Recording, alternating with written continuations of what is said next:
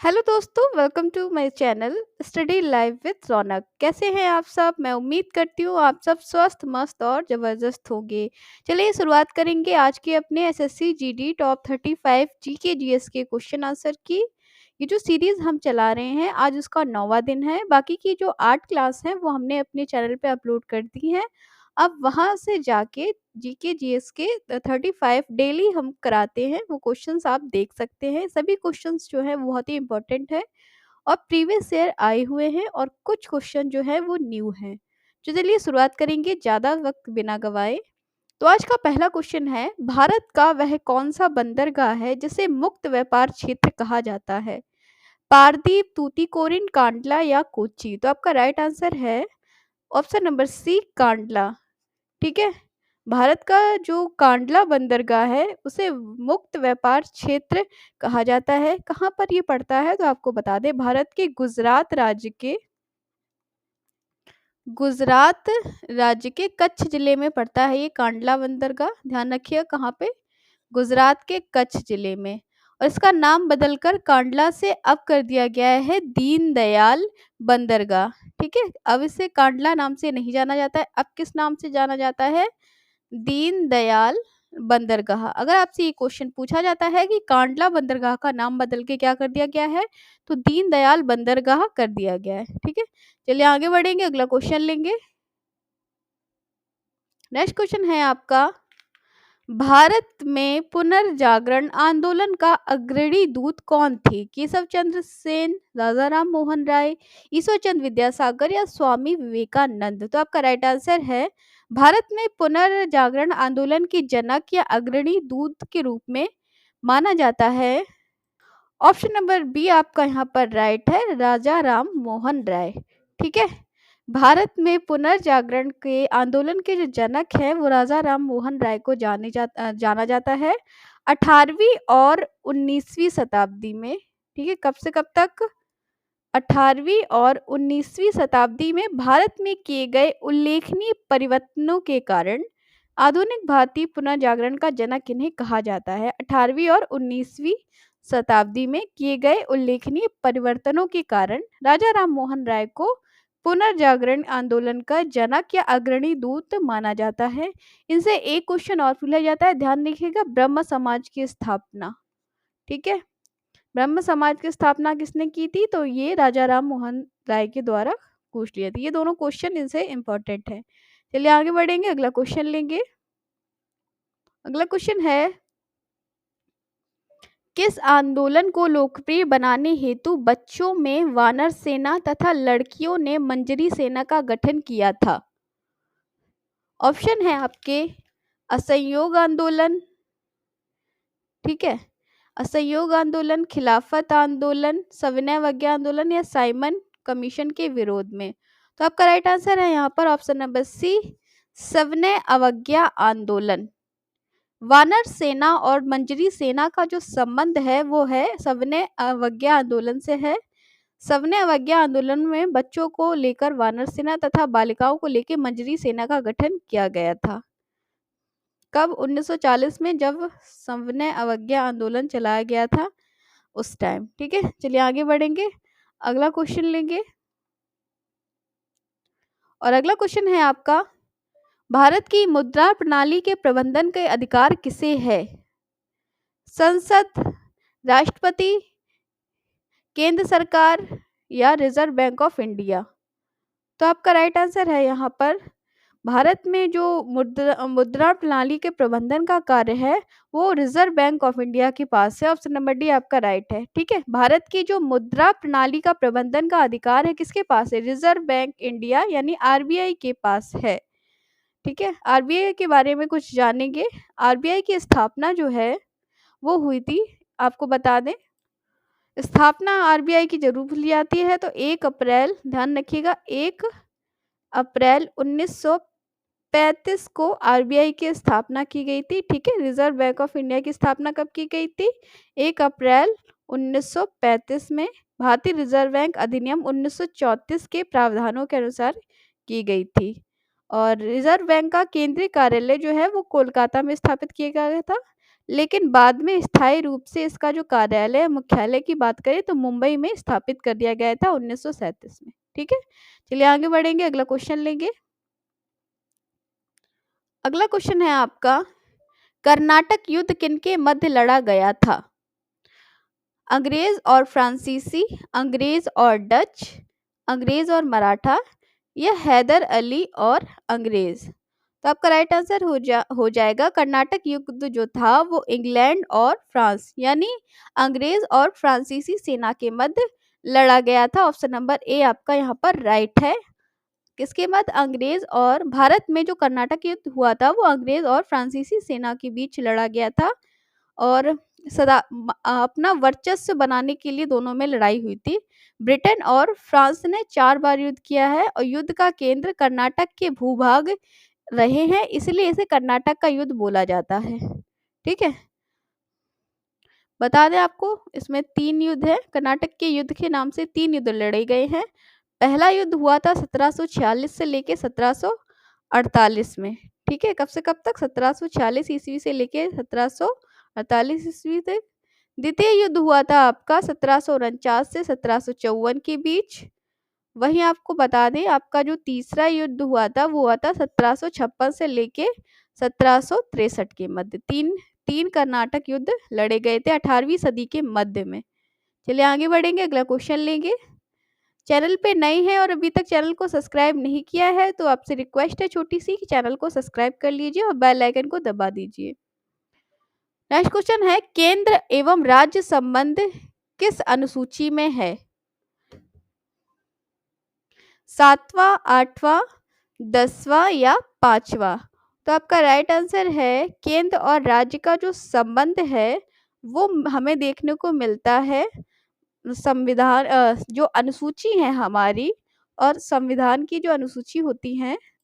Option number ए आपका यहाँ पर राइट है। केंद्र एवं राज्य संबंध जो है वो 7वीं अनुसूची में देखने को मिलते हैं। किस अनुसूची में? संविधान की 7वीं अनुसूची में केंद्र और राज्य संबंध देखने को मिलता है। ऑप्शन नंबर ए आपका राइट है। चलिए आगे बढ़ेंगे, अगला क्वेश्चन लेंगे।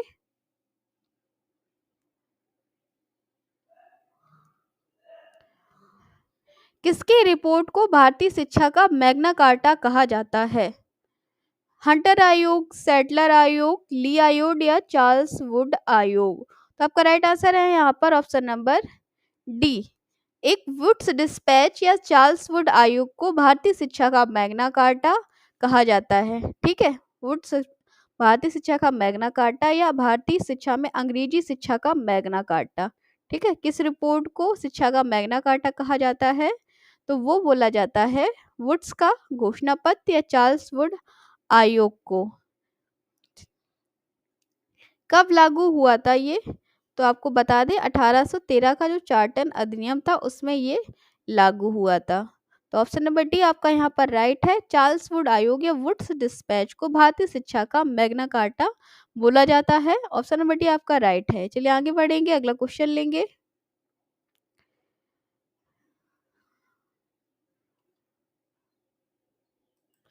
अगला क्वेश्चन है आपका, स्वर्ण सिंह समिति का संबंध है मूल अधिकारों से, नीति निरीक्षक तत्वों से, मूल कर्तव्यों से या मूल अधिकार और मूल कर्तव्य दोनों से? तो आपका राइट आंसर है ऑप्शन नंबर सी, मूल कर्तव्यों से। ठीक है, स्वर्ण सिंह समिति का जो संबंध है वो आपका मूल कर्तव्य से है। भारतीय संविधान में जो 11 मौलिक कर्तव्य जोड़े गए हैं, ठीक है, कितने 11 मौलिक कर्तव्य जो जोड़े गए हैं वो स्वर्ण सिंह समिति की सिफारिश पर ही जोड़े गए हैं। ठीक है, और कौन से संवैधानिक संशोधन, ये भी क्वेश्चन पूछा जाता है। तो 42वें संविधान संशोधन 1976। ठीक है, 42वें संविधान संशोधन 1976 में और स्वर्ण सिंह समिति की सिफारिश से मूल कर्तव्यों को जोड़ा गया था भारतीय संविधान में। और एक क्वेश्चन और आपको बता दें, अनुच्छेद 51A में भारतीय मौलिक कर्तव्य से संबंधित है। ठीक है, संविधान में जो मौलिक कर्तव्य है वो अनुच्छेद 51A में आपको देखने को मिलेंगे। और स्वर्ण सिंह समिति का जो संबंध है वो मूल कर्तव्य से है। 11 मौलिक कर्तव्य जो है वो इसी समिति की सिफारिश से संविधान में 42वें संविधान संशोधन के द्वारा जोड़े गए थे, 1976 में हुआ था। ठीक है, चलिए आगे बढ़ेंगे, अगला क्वेश्चन लेंगे। नेक्स्ट क्वेश्चन है, ब्रिटिश औपनिवेशिक भारत की पहली राजधानी थी दिल्ली, मुंबई, कोलकाता या मद्रास? तो आपका राइट आंसर है ब्रिटिश औपनिवेशिक भारत की जो पहली राजधानी थी वो ऑप्शन नंबर सी आपका राइट है, कोलकाता। ठीक है, कौन सी थी राजधानी? कोलकाता थी ब्रिटिश औपनिवेशिक भारत की पहली राजधानी। कब से कब तक थी? तो 1772 से लेकर 1911 तक कलकत्ता ब्रिटिश भारत की राजधानी थी। 1772 में कलकत्ता ब्रिटिश भारत की राजधानी बनी थी, जब प्रथम गवर्नर जनरल वॉरेन हेस्टिंग ने मुर्शिदाबाद से शहर के सभी जो महत्वपूर्ण कार्यालय थे उन्हें स्थानांतरित कर दिया था और कलकत्ता पूरे बंगाल की राजधानी बना दी थी। 1912 से जो कलकत्ता जो था पूरे बंगाल की राजधानी बन गई थी। ठीक है, तो 1772 से 1911 के मध्य ब्रिटिश औपनिवेशिक भारत की जो पहली राजधानी थी कौन सी थी? कोलकाता। चलिए आगे बढ़ेंगे, अगला क्वेश्चन लेंगे। नेक्स्ट क्वेश्चन है आपका, विलायत खां किस वाद्य यंत्र से संबंधित हैं? तबला, शहनाई, सितार या सारंगी? तो आपका राइट आंसर है प्रसिद्ध सितार वादक हैं विलायत खां, ऑप्शन नंबर सी आपका राइट है। विलायत खां का संबंध जो है वो सितार वादन से है। उनकी कला में उनकी कला के सम्मान में राष्ट्रपति फरुखुद्दीन अली अहमद ने उन्हें आफ्ताब एक सितार का सम्मान दिया था। ध्यान रखिएगा, आफ्ताब आफ्ताब ए सितार का सम्मान किसे दिया गया है? तो विलायत खां को दिया गया है। किसके द्वारा दिया था? तो राष्ट्रपति थे फरुखुद्दीन अली अहमद, इनके द्वारा विलायत खां को आफ्ताब ए सितार का सम्मान दिया गया था और ये सम्मान पाने वाले ये एकमात्र एक सितार वादक थी। कौन? विलायत खां। ठीक है, चलिए आगे बढ़ेंगे, अगला क्वेश्चन लेंगे। नेक्स्ट क्वेश्चन है आपका, विश्व नर्स दिवस कब मनाया जाता है? 15 मई, 12 मई, 20 जून या 17 मई? तो आपका राइट आंसर है विश्व नर्स दिवस जो है ऑप्शन नंबर बी 12 मई को मनाया जाता है। ठीक है, और क्यों मनाया जाता है ये ध्यान रखिएगा। 12 मई 1820 को मशहूर नर्स फ्लोरेंस नाइटिंगेल का जन्म हुआ था और उन्हीं की याद में 12 मई को इंटरनेशनल नर्सेस डे या अंतर्राष्ट्रीय नर्स दिवस मनाया जाता है। ठीक है, 12 मई को किसका जन्म हुआ था? फ्लोरेंस नाइटिंगेल, जो कि बहुत ही मशहूर फेमस नर्स रही हैं। उन्हीं की याद में विश्व नर्स दिवस 12 मई को मनाया जाता है। चलिए आगे बढ़ेंगे, अगला क्वेश्चन लेंगे। सेशन अगर अच्छा लगे तो प्लीज़ एक लाइक कर दीजिए और वीडियो को अपने सभी फ्रेंड के साथ शेयर कर दीजिए। निम्नलिखित में किस भारतीय ने रैमन मैगसेसे पुरस्कार 2018 में जीता है? ऑप्शन है आपका महाश्वेता देवी, सोनम वांगचुक, पलागुम्मी साईनाथ या अरविंद केजरीवाल? तो आपका राइट आंसर है 2018 में जो रेमन मैगसेसे पुरस्कार उसने जीता था, एक भारतीय द्वारा जीता गया था, तो भारत के सोनम वांगचुक द्वारा। ऑप्शन नंबर ए है आपका, सॉरी बी है, सोनम वांगचुक के द्वारा 2018 में रेमन मैगसेसे पुरस्कार जो है वो सोनम वांगचुक और एक और थे भरत वाटवानी, इन दोनों को दिया गया था रेमन मैगसेसे पुरस्कार 2018 का। वांगचुक को शिक्षा, संस्कृति और प्रकृति के क्षेत्र में व वटवानी को सड़क पर रहने वाले हजारों मानसिक रूप से बीमार लोगों को बचाने और उनके परिवार से मिलाने के लिए सम्मानित किया गया था।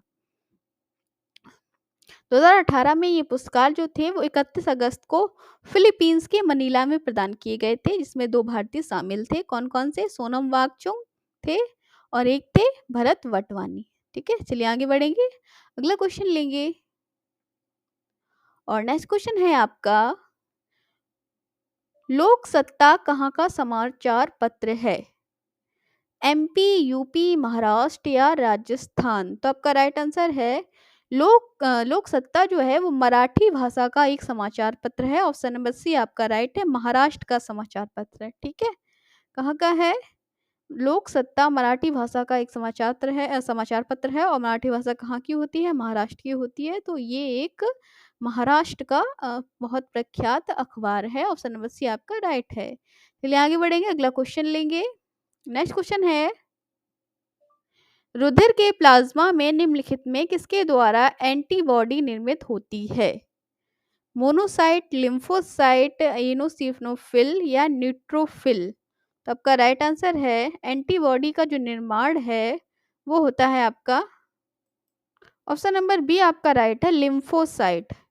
ठीक है, रुधिर के प्लाज्मा में लिम्फोसाइट के द्वारा एंटीबॉडी निर्मित होती है। Option number B, lymphocyte, option number B. ठीक है, आगे बढ़ेंगे, अगला क्वेश्चन लेंगे। समाजवादी अर्थव्यवस्था का जनक किसे माना जाता है? Mahatma Gandhi, Karl Marx, Adam Smith या उपरोक्त में से कोई नहीं? तो आपका राइट आंसर है, समाजवादी अर्थव्यवस्था के जो जनक हैं वो ऑप्शन नंबर बी को माना जाता है, कार्ल मार्क्स को माना जाता है। किसे? समाजवादी अर्थव्यवस्था के जनक कार्ल मार्क्स को माना जाता है। कार्ल मार्क्स की एक पुस्तक है जो कई बार पूछ ली जाती है एग्जाम में, दास कैपिटल। ठीक है, एक क्वेश्चन कार्ल मार्क्स से पूछ लिया जाता है, दास कैपिटल, ध्यान रखिएगा। समाजवादी अर्थव्यवस्था के जनक हैं और दास कैपिटल के लेखक हैं। चलिए अगला क्वेश्चन लेंगे,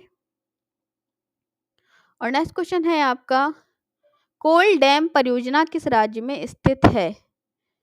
कर्नाटक, गुजरात, असम, हिमाचल प्रदेश? तो आपका राइट आंसर है option number D, Himachal Pradesh. कोल डैम जो परियोजना है आपकी कहाँ की है? हिमाचल प्रदेश की है, और ये हिमाचल प्रदेश के बिलासपुर और मंडी जिले की सीमा पर बनाया जा रहा है कोल बांध। कोल बांध जो है वो हिमाचल प्रदेश में बिलासपुर और मंडी की सीमा पर बनाया जा रहा है, और ये सतलुज नदी पर बना है। ध्यान रखिएगा, किस नदी पे बना है ये बांध? कोल बांध जो है सतलुज नदी पर बना है, और 800 मेगाहर्ट्ज पनबिजली परियोजना है। ये भारत के हिमाचल प्रदेश के बिलासपुर जिले में स्थित है। चलिए आगे बढ़ेंगे, अगला क्वेश्चन लेंगे।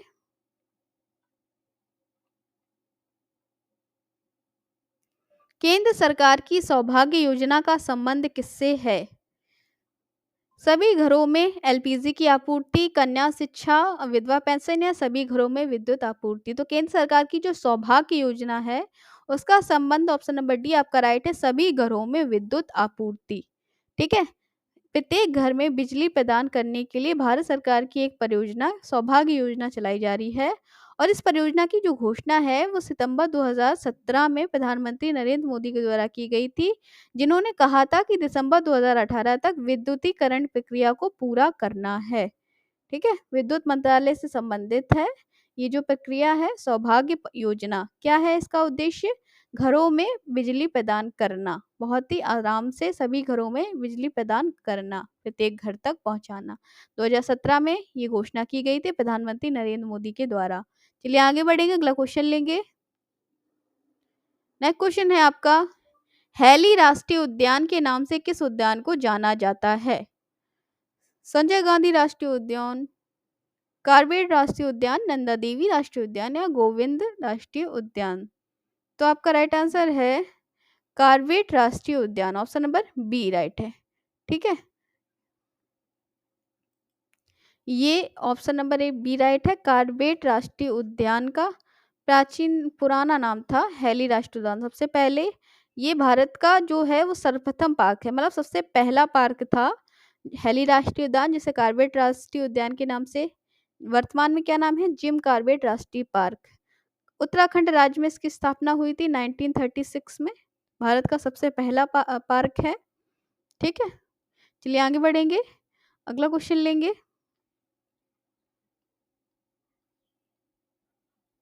और अगला क्वेश्चन है आपका, 1972 में पहली बार पर्यावरण सम्मेलन आयोजित कहाँ किया गया था? पेरिस, जिनेवा, न्यूयॉर्क या स्टॉकहोम? तो आपका राइट आंसर है, सबसे पहला जो पर्यावरण हुआ था सम्मेलन 1972 में, उसका आयोजन ऑप्शन नंबर डी स्टॉकहोम में किया गया था, जो कि स्वीडन की राजधानी है। स्वीडन की राजधानी स्टॉकहोम में दुनिया का सभी देशों का पहला पर्यावरण सम्मेलन आयोजित किया गया था संयुक्त राष्ट्र संघ के द्वारा। ठीक है, 5 जून 1972 को। ऑप्शन नंबर डी आपका राइट है, स्टॉकहोम। और नेक्स्ट क्वेश्चन है आपका, इंदिरा गांधी स्वर्ण कप किस खेल में दिया जाता है? फुटबॉल, हॉकी, क्रिकेट या बैडमिंटन? तो आपको बता दें, आपका जो राइट आंसर है, इंदिरा गांधी गोल्ड कप जो है वो दिया जाता है आपका हॉकी में। ठीक है, किस में दिया जाता है? ऑप्शन नंबर बी राइट है, हॉकी में दिया जाता है आपका इंदिरा गांधी स्वर्ण कप। ठीक है, बैडमिंटन की बात करें तो बैडमिंटन का क्रिकेट में कई सारे कप हैं। फुटबॉल में आपको दिया जाता है, फुटबॉल के बारे में एक फेमस कप है डूरंड कप। ये जरूर पूछ लिया जाता है कि डूरंड कप किस खेल में दिया जाता है, तो फुटबॉल में आपका दिया जाता है डूरंड कप। हॉकी में बता दिया है इंदिरा गांधी, और बैडमिंटन दिया जाता है, बैडमिंटन में कौन सा कप दिया जाता है? बैडमिंटन में एक फेमस है नारंग कप, कल के जो उसमें था मैंने आपको बताया था, नारंग कप बैडमिंटन में दिया जाता है। ठीक है, चलिए आगे बढ़ेंगे, अगला क्वेश्चन लेंगे। और अगला क्वेश्चन है आपका, अंतर्राष्ट्रीय शिक्षा दिवस कब मनाया जाता है? 20 जनवरी, 24 जनवरी, 13 जनवरी या 18 जनवरी? तो अंतर्राष्ट्रीय शिक्षा दिवस की बात हो रही है, यह आपका मनाया जाता है, ऑप्शन नंबर बी राइट है, 24 जनवरी को। ठीक है, कब मनाया जाता है? 24 जनवरी को अंतर्राष्ट्रीय शिक्षा दिवस मनाया जाता है। चलिए अगला क्वेश्चन लेंगे। सेशन अगर अच्छा लगे तो प्लीज एक लाइक जरूर करिएगा। और अगला क्वेश्चन है कि यहाँ पर वंश दिए गए हैं, यहाँ उसके संस्थापक दिए गए हैं। क्वेश्चन में आपसे पूछ रहा है, निम्नलिखित में कौन सुमेलित नहीं है? मामलुक वंश, कुतुबुद्दीन ऐबक, लोदी वंश, इब्राहिम लोदी, सैयद वंश, खिजर खां, खिलजी वंश, जलालुद्दीन खिलजी। तो इसमें सुमेलित नहीं है पूछ रहा है, तो इसमें आपका ऑप्शन नंबर बी जो है ये आपका सुमेलित नहीं है। लोदी वंश की जो स्थापना है वो इब्राहिम लोदी के द्वारा नहीं की गई थी, ये की गई थी बहलोल लोदी के द्वारा। ठीक है, बहलोल लोदी के द्वारा 1451 ईस्वी में लोदी वंश की स्थापना की गई थी। इब्राहिम लोदी आपका ये गलत है, और बाकी की जो है मामलुक वंश, कुतुबुद्दीन ऐबक, ये आपका सही है। सैयद वंश, खिज़र खां, खिलजी वंश, जलालुद्दीन खिलजी, ये आपके राइट है। चलिए आगे बढ़ेंगे, अगला क्वेश्चन लेंगे। और नेक्स्ट क्वेश्चन है, किस अधिनियम के द्वारा मुसलमानों को पृथक निर्वाचन का अधिकार मिला था? भारत सरकार अधिनियम 1858, भारत सरकार अधिनियम 1935, भारत परिषद अधिनियम 1909 या भारत परिषद अधिनियम 1919? तो आपका राइट आंसर है ऑप्शन नंबर सी, भारत परिषद अधिनियम 1909 के तहत इसे मार्ले मिंटो सुधार के नाम से भी जाना जाता है। ध्यान रखिएगा, भारत परिषद अधिनियम 1909 जो है इसे मार्ले मिंटो सुधार के नाम से जाना जाता है, और इस अधिनियम के तहत ही हिंदू और मुसलमानों के लिए पृथक निर्वाचन मंडल का प्रावधान किया गया था। ठीक है, पृथक निर्वाचन प्रणाली जो है वो भारत परिषद अधिनियम 1909 के तहत ही लागू हुई थी, और जिसे मार्ले मिंटो सुधार के नाम से भी जाना जाता है। ये ब्रिटिश संसद का एक अधिनियम था। चलिए आगे बढ़ेंगे, अगला क्वेश्चन लेंगे। और अगला क्वेश्चन है आपका, काका परमाणु ऊर्जा केंद्र किस राज्य में स्थित है? तमिलनाडु, गुजरात, कर्नाटक या राजस्थान? तो काका पार परियोजना जो है वो आपकी ऑप्शन नंबर बी राइट है, गुजरात का एक परमाणु ऊर्जा संयंत्र है। ठीक है, गुजरात में सूरत और ताप्ती नदी के समीप स्थित है। ये कहाँ पर स्थित है? गुजरात में सूरत और ताप्ती नदी के समीप स्थित है। 220 मेगावाट क्षमता के परमाणु रिएक्टर यहाँ पर लगे हैं, जो कि एक परमाणु ऊर्जा संयंत्र या केंद्र स्थित है कहाँ पर? गुजरात में। आगे बढ़ेंगे, आपका अगला क्वेश्चन देखेंगे। किस वन क्षेत्र को पृथ्वी का फेफड़ा के रूप में जाना जाता है? अमेजन वर्षा वन, पश्चिमी घाट का वर्षा वन, ऑस्ट्रेलिया वर्षा वन या सहारा के शुष्क वन? तो अमेजन के जंगल जो है, ऑप्शन नंबर ए आपका राइट है, अमेजन के जंगलों या अमेजन के वर्षा वनों को, जिससे हमें करीब ऑक्सीजन का 20% अकेला, पूरा जो है ऑक्सीजन पूरे विश्व का जो 20% ऑक्सीजन है वो हमें अमेजन के जंगलों के द्वारा मिलता है। इसीलिए इन्हें जो है वो धरती का फेफड़ा या पृथ्वी के फेफड़े के रूप में जाना जाता है। किसे? अमेजन के वनों को। चलिए आगे बढ़ेंगे, अगला क्वेश्चन लेंगे। सेशन अगर अच्छा लग रहा हो तो प्लीज एक लाइक जरूर करिएगा। चैनल पर नए हैं तो चैनल को सब्सक्राइब जरूर कर लीजिए। निम्नलिखित में से मानव विकास सूचकांक किस अर्थशास्त्री की देन है? महबूब उल हक, एडम स्मिथ, अमर्त्य सेन या डॉक्टर मनमोहन सिंह? तो आपका राइट आंसर है ऑप्शन नंबर ए, महबूब उल हक। मानव विकास सूचकांक जो है, ह्यूमन डेवलपमेंट इंडेक्स, ये पाकिस्तान अर्थशास्त्री हैं। कौन है ये? पाकिस्तानी अर्थशास्त्री महबूब उल हक। इन्होंने मानव विकास सूचकांक 1990 में विकसित किया था। ठीक है, और ये इन्हीं की देन है। मानव विकास सूचकांक जो है, ये पाकिस्तान अर्थशास्त्री महबूब उल हक की देन है। 1990 में इन्होंने विकसित किया था। चलिए आगे बढ़ेंगे, अगला क्वेश्चन लेंगे। नेक्स्ट क्वेश्चन है आपका, नमामि गंगे परियोजना का शुभारंभ कब किया गया था? जुलाई 2014, जुलाई 2010, जुलाई 2016 या अगस्त 2015? तो नमामि गंगे परियोजना अभियान की जो शुरुआत है, इसकी शुरुआत आपका ऑप्शन नंबर ए राइट है, जुलाई 2014 में इसकी शुरुआत हुई थी। ठीक है, कब हुई थी? जुलाई 2014 में इसकी शुरुआत की गई थी, जब संसद के लिए निर्वाचित हुए थे प्रधानमंत्री नरेंद्र मोदी, तभी से इस परियोजना की शुरुआत हुई थी, वर्ष 2014 में। चलिए आगे बढ़ेंगे, अगला क्वेश्चन लेंगे। और नेक्स्ट क्वेश्चन है आपका, भारतीय संविधान की 8वीं अनुसूची में नेपाली, मणिपुरी तथा कोंकणी भाषा को किस संविधान संशोधन के द्वारा जोड़ा गया?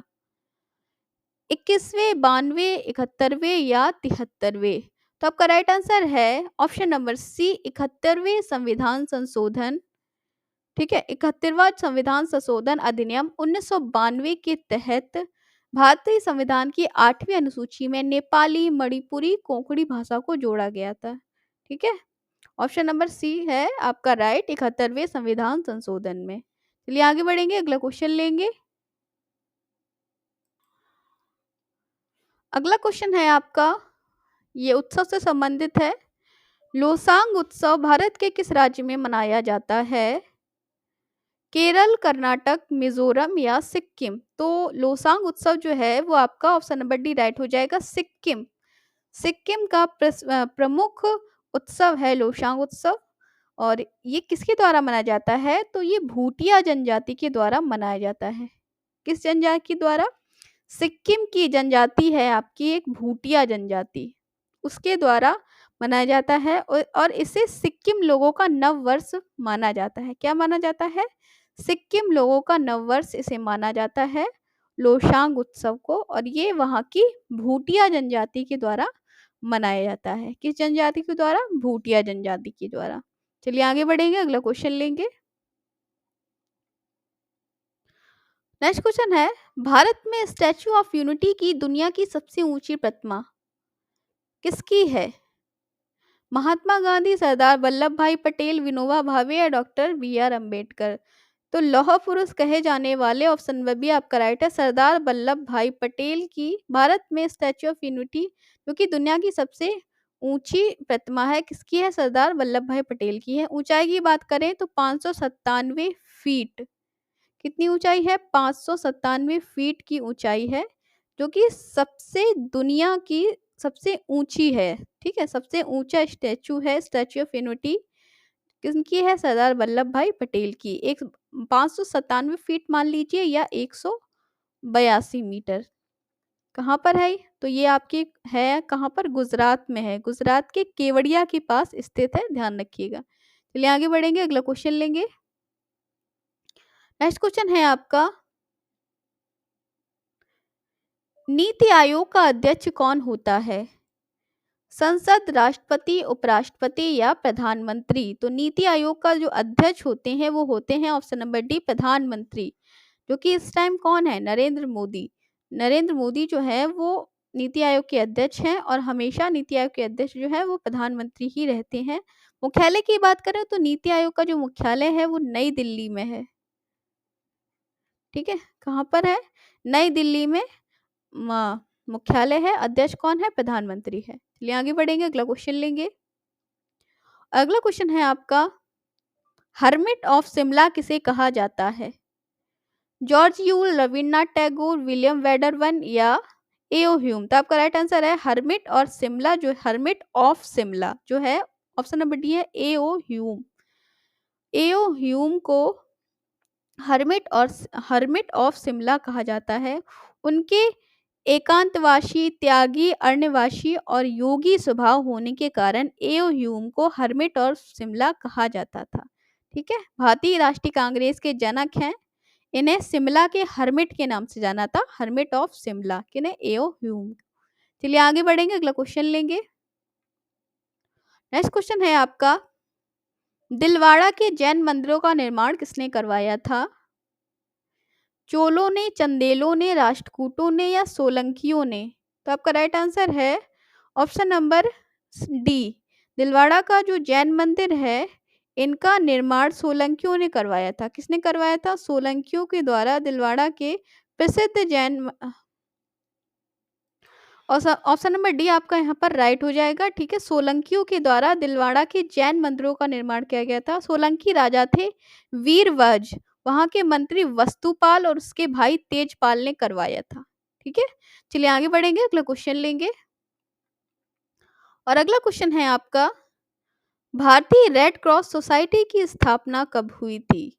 1890 ईस्वी, 1920 ईस्वी, 1932 ईस्वी या 1945 ईस्वी? ठीक है, तो आपका जो राइट आंसर यहाँ पर हो जाएगा, भारत की रेड क्रॉस सोसाइटी की जो स्थापना है ऑप्शन में भी राइट है, 1920 ईस्वी में हुई थी। ठीक है, कहाँ पर हुई थी? 1920 ईस्वी में भारतीय रेड क्रॉस की स्थापना हुई थी। मुख्यालय इसका नई दिल्ली में पड़ता है। रेड क्रॉस सोसाइटी का मुख्यालय आपका कहाँ पर है? नई दिल्ली में हुई थी। और वैसे अगर पूरे विश्व की बात करें, यहाँ पर भारतीय रेड क्रॉस की बात हो रही है। वैसे रेड क्रॉस की बात करें तो 1863 में हुई थी। ठीक है, चलिए आगे बढ़ेंगे, अगला क्वेश्चन है आपका, ये आखिरी क्वेश्चन है आपका। 35 क्वेश्चन पे हम आ गए हैं। और नेक्स्ट आपका क्वेश्चन क्या है? भूरी क्रांति का संबंध किससे है? अंडा उत्पादन, उर्वरक उत्पादन, तिलहन उत्पादन या खाद्यान्न उत्पादन? तो आपका राइट आंसर है भूरी क्रांति का जो संबंध है ऑप्शन नंबर बी आपका राइट है, उर्वरक उत्पादन से है। किससे है? उर्वरक उत्पादन से आपका भूरी क्रांति का संबंध है। ठीक है, भूरी उर्वरक जैसे होते हैं, तो भूरी क्रांति की क्यों हुई थी? मिट्टी की गुणवत्ता और उर्वरता बढ़ाने के प्रयासों से संबंधित है ये भूरी क्रांति, जिसे उर्वरक उत्पादन के नाम से भी जाना जाता है।